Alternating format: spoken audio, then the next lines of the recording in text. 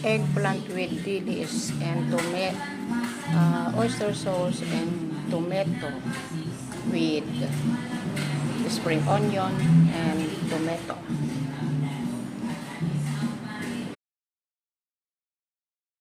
Next, pino natin sardines.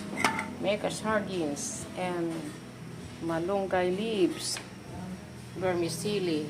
Yan, gisa natin guys, tomato, onion and garlic.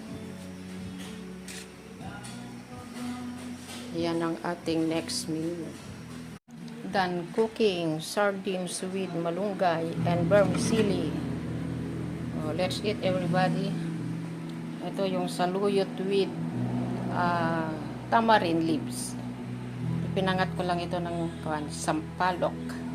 Puro saluyot. Okay na ang ating lunch.